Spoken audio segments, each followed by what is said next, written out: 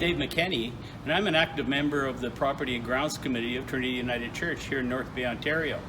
Property and Grounds Committee actually looks after the physical building itself. We look after some of the major maintenance issues and make sure that the boilers work, the lights are on, and people can have a enjoyable time if they're here for a service, for a musical presentation, or just to come out and enjoy the garden. I've been a member of the committee for almost 20 years. I actually joined the committee back in 2003 because I heard a very poised and gracious lady dressed in stylish orange blouse and skirt step up to the podium in the church and speak out that she wanted to establish a small garden that people could come and enjoy. And she had purchased some bags of soil and was looking for somebody to help her move the soil onto this space here.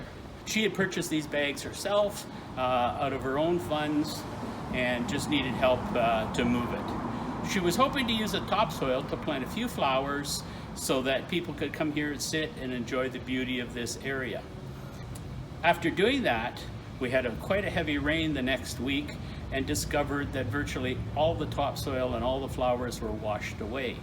And that began a process of finding out how to make sure that that didn't happen again.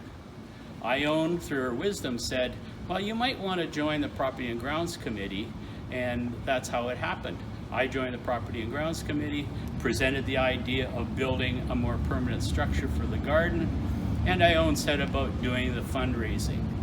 Ione sold bread at the church every Sunday for over 2 years to raise the money to buy the wood that went into this structure that's here now. It became the foundation built upon the old stone foundation of part of the church from the late 1800s.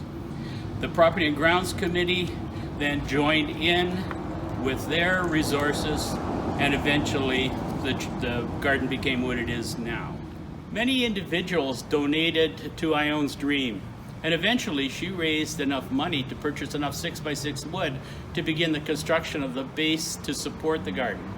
Ione used chainsaws, large nails to put the base together. More money was raised so Ione could purchase a load of topsoil to fill in and enhance the soil originally purchased in bags.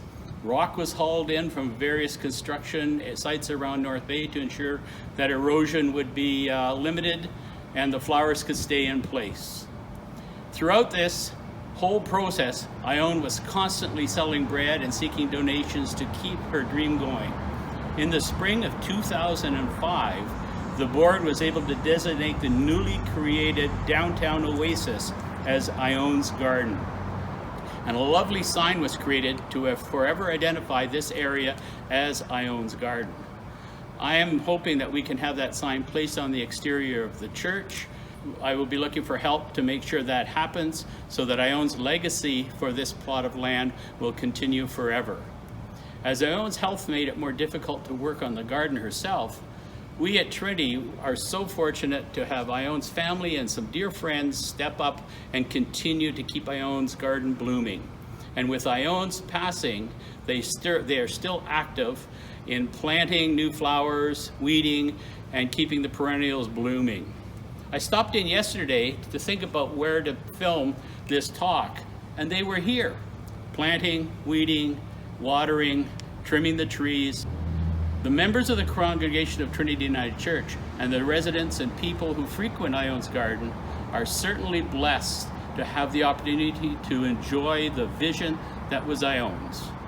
I am sure Ione is looking down on us and saying, get more orange blooms into the ground. And those who remember, orange was her favorite color. Thank you.